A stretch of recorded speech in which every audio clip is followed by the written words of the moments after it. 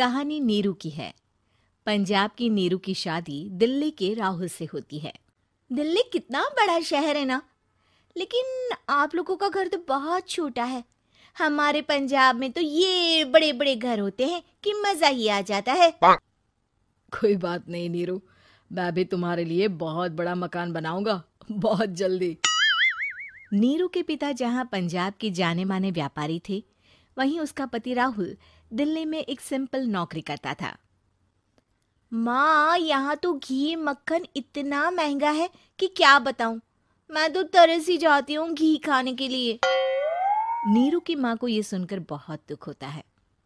मेरी बेटी को घी नसीब नहीं हो रहा है और ये बहू यहाँ बैठकर घी में शक्कर डाल रही है। देख वनिता, मैं साफ कह रही हूँ, इस घर में जितना घी आएगा उतना ही मेरी बेटी के घर दिल्ली भी जाएगा।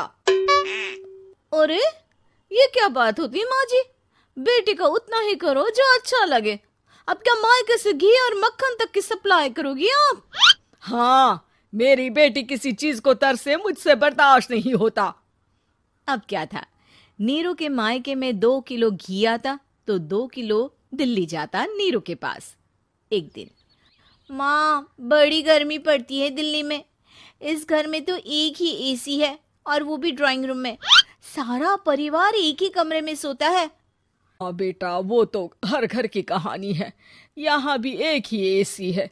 अरे बिल इतना आता है कि क्या बोलूं। तभी वहां राकेश आ जाता है।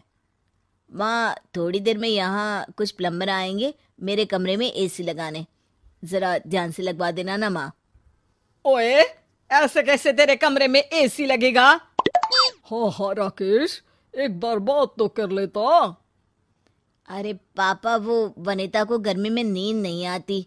ड्राइंग रूम में सबके साथ सोने में वो अनकंफर्टेबल है, इसलिए। अरे पूरे परिवार के साथ वहां तेरी बहन नीरू भी तो सोती है। वो नहीं हो रही क्या अनकंफर्टेबल? समझ रहा है ना? अगर एसी लगेगा तो एक दिल्ली में तेरी बहन के कमरे में भी लगेगा, तभी तू लगा सकेगा। राकेश वनिता को सारी बात बताता है। वनिता करती भी क्या, मन मारकर बैठ जाती है। माँ, ये लोग ठीक नहीं है, क्या करूं मैं? अरे बेटी, यहाँ आ जा, तू यहाँ आकर रह ले। अरे छोड़ दे ऐसे पति को। कैसे छोड़ दूं माँ? समाज क्या कहेगा, लोग क्या कहेंगे? वैसे भी मेरा एक बेटा है मयंक। अरे हटा बेटा, तेरी उम्र ही क्या है, इतनी परेशान रहेगी तो काम कैसे चलेगा।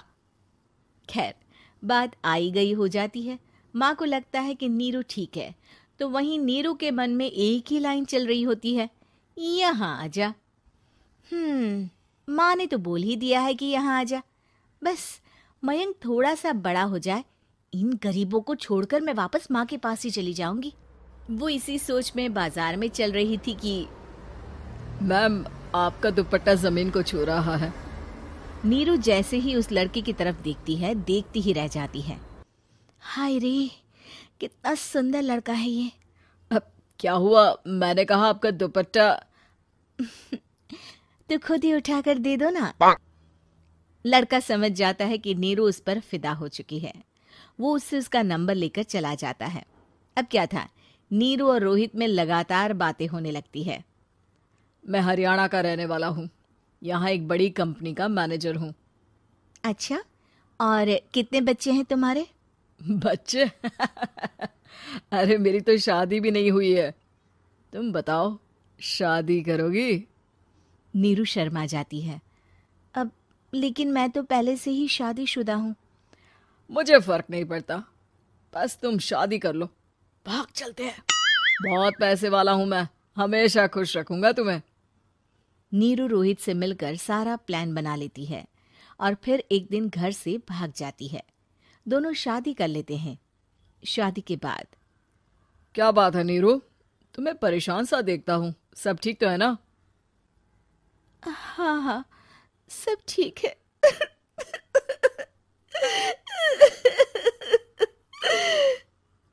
ये कहते कहते ही वो रोने लगती है। अरे क्या हो गया, रो क्यों रही हो? मैंने तुमसे एक बात छुपाई है। और वही बात अब मुझे परेशान कर रही है।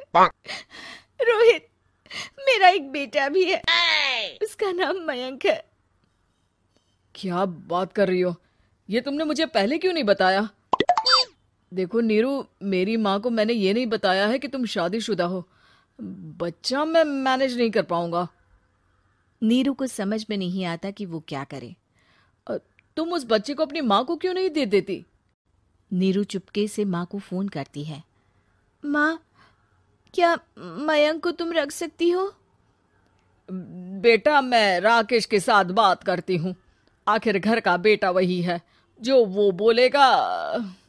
वैसे भी बेटा, तूने जो किया है ना, उसके बाद से पूरा घर तेरी बुराई कर रहा है। मैं भी अब किसी से तेरे लिए लड़ नहीं सकती।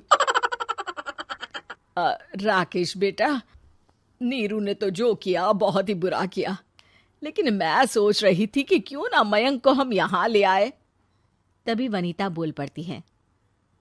वाह जी, ऐसे कैसे यहाँ ले आए? यहाँ क्या भंडारा भरा है? और जिस बच्चे की माँ ने नहीं सोचा, उसके लिए हम क्यों सोचे? नीरू को एक बार तो अपने बच्चे के बारे में सोचना चाहिए था ना। अरे लेकिन तेरे पास भी तो लड़का नहीं है ना वनीता। माँ, वनीता ठीक बोल रही है। कल को वो बड़ा होकर इसी घर का हिस्सा मांगेगा तो हम क्या करेंगे? माँ कहती भी तो क्या, वो चुप रह जाती है। वहीं नीरू का पहला पति कहता है। माँ, अगर आज भी वो वापस आ जाए तो मैं उसे माफ कर दूंगा। बेटा, गरीबी चीज ही ऐसी है, क्या करेगा? तू तो अब मयंक का सोच। वो बेचारा तो बिना माँ का हो गया। मयंक के खातिर तू दूसरी शादी कर ले बेटा। लोगों के लाख समझाने के बाद नीरू के पहले पति की शादी रिद्धि से हो जाती है, जिसके पहले पति से 2 बच्चे होते हैं। देखो जी, मैंने शादी सिर्फ बच्चे के खातिर की है। मैंने भी शादी सिर्फ बच्चों के खातिर की है। वहीं नीरू के दूसरे पति के मन में ये बात घर कर जाती है कि नीरू एक मासूम बच्चे को उसके खातिर छोड़ कर आई है। अब देखो नीरू, मुझे लगता है कि जो औरत अपनी कोख का बच्चा छोड़ सकती है, वो तो कुछ भी कर सकती है। कल को तुम्हें मुझसे अच्छा कोई मिल गया तो तुम तो मुझे भी बाय बाय कर दोगी ना। नीरू को अब उसका दूसरा पति ताने देना शुरू कर देता है। तंग आकर नीरू उसके यहाँ से भागकर अपने पहले पति के पास चली जाती है, लेकिन ससुराल में क्या लेने आई है नीरू, मयंक को? नहीं नहीं सासू माँ, मुझसे गलती हो गई, मुझे माफ कर दीजिए। नीरू, अब वक्त खत्म हो गया है, मेरी शादी हो चुकी है। तो छोड़ दो ना उसे, हमारा बच्चा है।